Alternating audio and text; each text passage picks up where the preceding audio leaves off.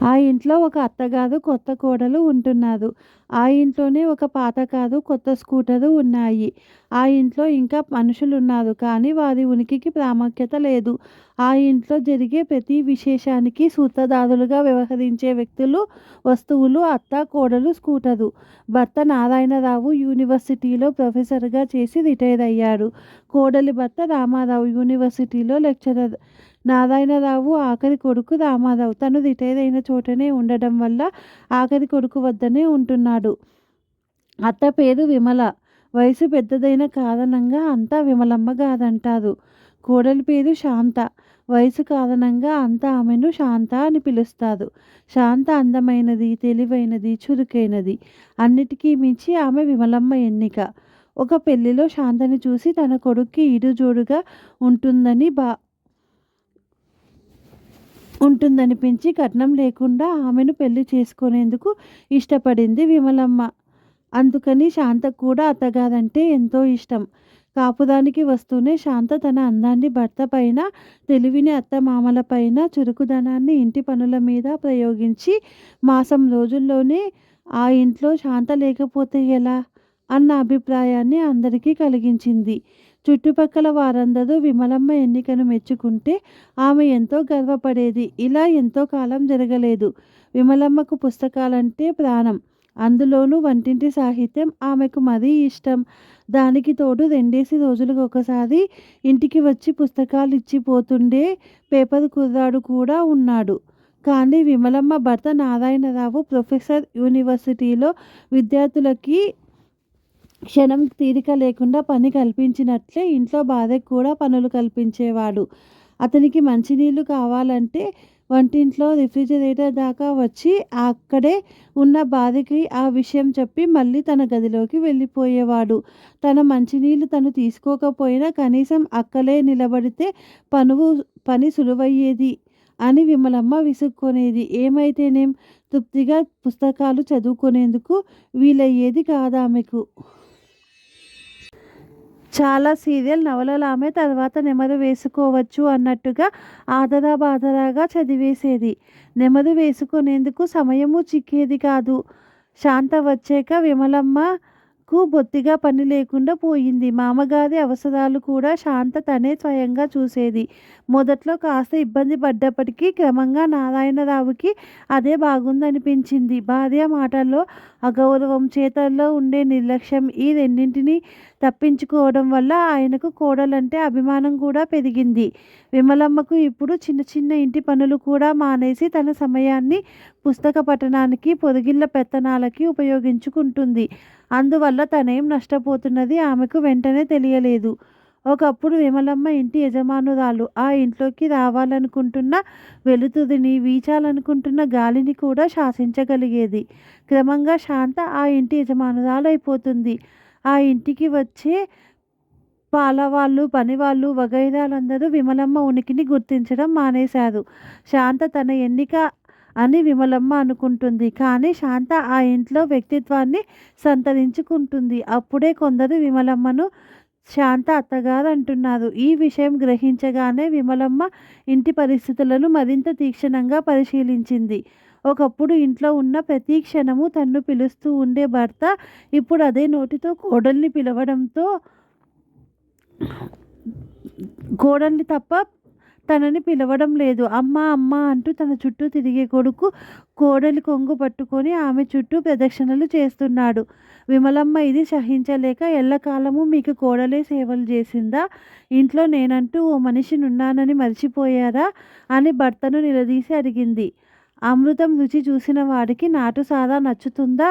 ఇన్నాళ్లకు నాకు నీ సేవల నుంచి తప్పించుకునే అవకాశం వచ్చింది. నువ్విక నా జోలికి రాకు. హాయిగా తిని కూర్చొని పుస్తకాలు చదువుకో అన్నాడు నారాయణరావు.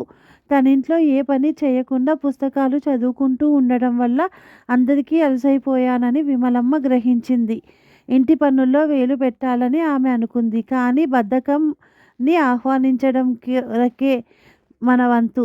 వదిలించుకోవడం అంత సులభం కాదు. విమలమ్మ బాగా ఆలోచించింది. ఇంటి పనులు చేయకుండా ఇంట్లో అందరి సానుభూతి సంపాదించడానికి తనేం చెయ్యాలి? అనారోగ్యం ఒకటే అందుకు మార్గమని ఆమెకు తోచింది. తనే పని చేయడం లేదంటే అందుకు కారణం తన అనారోగ్యం అని ఆమె మనసును సరిపెట్టుకోసాగింది. ఇంట్లో అందరినీ ఆకర్షించడం కోసం ఆమె ఓ రోజున గుండె నొప్పి వచ్చిందంటూ పెద్ద హడావిడి చేసింది. రామారావు కంగారు పడి ఫ్యామిలీ డాక్టర్ని పిలిచాడు. ఆయన విమలమ్మను పరిశీలించి ఆమెకు ఏ అనారోగ్యమూ లేదని నిర్ధారించాడు. రామారావుని పక్కకు పిలిచి, ఈ వయసులో కొందరికి, ముఖ్యంగా ఆడవాళ్ళకి పిల్లలు తమను నిర్లక్ష్యం చేస్తున్నారనే అనుమానం ఉంటుంది. నువ్వు మీ అమ్మకి అలాంటి భావం కలగకుండా చూసుకుంటే ఆమెకు మళ్ళీ అనారోగ్యం రాదు అని చెప్పాడు. రామారావు ఈ విషయాన్ని బాగా గుర్తుపెట్టుకున్నాడు. ఆ తర్వాత నుంచి తల్లి అనారోగ్యం ప్రసక్తి తీసుకువచ్చినప్పుడల్లా అతడు ఆమెకు 4 మంచి మాటలు చెప్పేవాడు తప్ప డాక్టర్ని తీసుకొచ్చేవాడు కాదు. ఒక్కోసారి ఆమెకు నిజంగానే ఏ కడుపులో నొప్పో వస్తే గృహ వైద్యంతోనే సరిపెట్టుకోవాల్సి వచ్చేది. కొడుకు మంచి మాటలు చెబుతున్నాడని విమలమ్మ కొంతకాలం సంతోషించింది. కానీ అతడు తన్ను నిర్లక్ష్యం చేస్తున్నాడని ఆమెకు అనుమానం వచ్చే సంఘటనలు చాలా జరిగాయి. శాంత ఒకసారి తలనొప్పి అంది. రామారావు డాక్టర్కి ఫోన్ చేశాడు. ఒకసారి కడుపు నొప్పి అయింది. డాక్టర్ రావడం వీలు కాదంటే రామారావు తనే డాక్టర్ దగ్గరికి తీసుకువెళ్ళాడు. ఆ తర్వాత ఇలాంటి ఘటనలు చాలా జరిగాయి. విమలమ్మ కాళ్ళు జారి పడింది. లేవడమే కష్టమైతే కొడుకు ఆమెకు మంచి మాటలు చెప్పి 4 రోజుల పాటు సేవలు చేశాడు. అదే శాంత జారి పడితే వెంటనే హాస్పిటల్కి తీసుకెళ్లి ఎక్స్రే తీయించాడు. విమలమ్మకు సహించడం కష్టంగానే ఉంటుంది. అసహనము పెరిగిపోతుంది. కానీ కోడలినేమీ అనలేకపోతుంది. ఆ కారణంగానే కోడలిని తిడితే నారాయణరావు ఊరుకోడు. ఇందులో కొడుకును తప్పు పట్టాల్సినది ఏమీ లేదని అంతా కోడలి మాయ అని ఆమె అనుకుంటుంది. కోడలి మాయనెలా ఛేదించాలి అని ఆలోచించగా ఆమెకు ఒక ఉపాయం తట్టింది. కట్నం తీసుకొని అల్లుడికి బహుమతిగా స్కూటర్ ఇచ్చాడు మామగారు. ప్రతిరోజు సాయంత్రం ఆ స్కూటర్ మీద రామారావు, శాంత విహారానికి వెళతారు. ఆ విహారం కోసమే శాంత ఇంటి పనులన్నీ చురుగ్గా చేసేస్తుంది. ఆ స్కూటరు శాంతది. స్కూటర్ ఆమెకు గర్వకారణం. ఒక రోజున విమలమ్మ కొడుకుని పిలిచి, నిత్యం ఇలా ఇంట్లో కూర్చోవడం వల్ల ఆరోగ్యాలు పాడవుతాయి. మనం మొత్తం నలుగురం మాత్రం సాయంకాలం అంతా కలిసి ఏ బీచ్కో వెళ్ళి కాసేపు గడిపి వస్తే ఉల్లాసంగా ఉంటుంది. కారు బయటికి తీ అంది. అమ్మా, అది పాత కారే. 2 రోజులు వాడితే 4 రోజులు రిపేరీ. పైగా పెట్రోల్ విపరీతంగా లాగేస్తుంది. మనం మధ్యతరగతి వాళ్ళం. కారు భరించలేం. స్కూటరే గతి అన్నాడు. ఏం మీ నాన్నగారు కారు వాడడం లేదా? ఇప్పటికీ ఆయన బ్యాంకు పనులు కారు మీదే వెళ్ళి చేసుకుంటున్నారు అంది విమలమ్మ. నీకు తెలియదేమో, కారు వాడడం తగ్గించాక నాన్నగారి ఆర్థిక పరిస్థితి బాగుపడిందట. దాని మీద వాత్సల్యం కొద్దీ ఆయన దాన్ని అమ్మడం లేదంతే. వాడకపోతే రిపేర్ వస్తుందని వారానికి ఓసారి కారు తీస్తారు తప్ప నాన్నకు కారంటే ఇష్టం లేదు అన్నాడు రామారావు. విమలమ్మ ససేమిరా అంది. ఫలితంగా రామారావు కారు తీయక తప్పలేదు. అయితే 2 రోజుల్లోనే దానికి రిపేర్ వచ్చింది. రామారావు రిపేరీ చేయించడం లేదు. ఫలితంగా నారాయణరావు బ్యాంకు పనులు కూడా అతడే స్కూటర్ మీద వెళ్ళి చేసుకొని వస్తున్నాడు. కారు రిపేరీ చేయించమని విమలమ్మ గోల పెడుతుంది. కారు అయితే తనది. కొడుకు కోడలు తన వాహనాన్ని ఉపయోగించడం వల్ల తన అథారిటీ నిలబడుతుందని విమలమ్మ ఆశ. అందుకని ఆమె మాటిమాటికి స్కూటర్ని చిన్నబుచ్చి తన హోదాకు కారు వాడి తీరాలని అంటుంది. అందుకే రామారావు మాటలు నిర్లక్ష్యం చేశాడు. ఏదో కుంటి సాకు చెప్పి రిపేర్ వాయిదా వేసి వచ్చేవాడు. విమలమ్మకు కోపం వచ్చి స్కూటర్ని శాపనార్థాలు పెట్టసాగింది. ఆమె శాపనార్థాలు ఫలించాయి. ఒక రోజున శ్రావణ శుక్రవారం చీరలు కొనాలని శాంత అనుకుంది. అత్తగారు కూడా రావాలని పట్టుబట్టింది. తను రిక్షా ఎక్కెనని విమలమ్మ మొండికేసింది. రామారావు శాంతను ముందుగా బట్టల షాపులో దిగబెట్టి వచ్చాడు. తర్వాత తల్లిని స్కూటర్ మీద తీసుకొని వెళ్ళాలనుకున్నాడు. దిక్కుమాలిన స్కూటరు. కారైతే ఒక టిప్పులో అంతా వెళ్ళిపోయేవాళ్ళం అంటూ విమలమ్మ వీధిలోకి వెళ్ళింది. రామారావు కిక్కిస్తే స్కూటర్ స్టార్ట్ కాలేదు. అప్పుడు విమలమ్మకు కలిగిన సంతోషం అంతా ఇంతా కాదు. కారు రిపేరీ చేయించి ఉంటే సమయానికి అక్కడికి వచ్చేది కదా. మీకు పెద్దవాళ్ళ మాటలంటే విలువ ఉండదు. పోనీలే ఏం చేస్తాం, పద రిక్షాలో పోదాం అంది విమలమ్మ. ఎందుకమ్మా, శాంతకి ఇంకా బజార్లో చాలా పనులున్నాయి. ముందవన్నీ పూర్తి చేయమంటాను. ఇప్పుడు మెకానిక్కి ఫోన్ చేస్తే ఇంటికి వచ్చి స్కూటర్ బాగు చేసి ఆ తర్వాత కారు సంగతి కూడా చూస్తాడు అంటూ రామారావు లోపలికెళ్ళి ముందు బట్టల దుకాణానికి, తర్వాత తనకు తెలిసిన గ్యారేజీకి ఫోన్ చేశాడు. ఓ గంటలో స్కూటర్ బాగుపడింది. మెకానిక్ని పాత కారుని నారాయణరావుకు అప్పచెప్పి తల్లి కొడుకులిద్దరూ స్కూటర్ మీద బయలుదేరారు.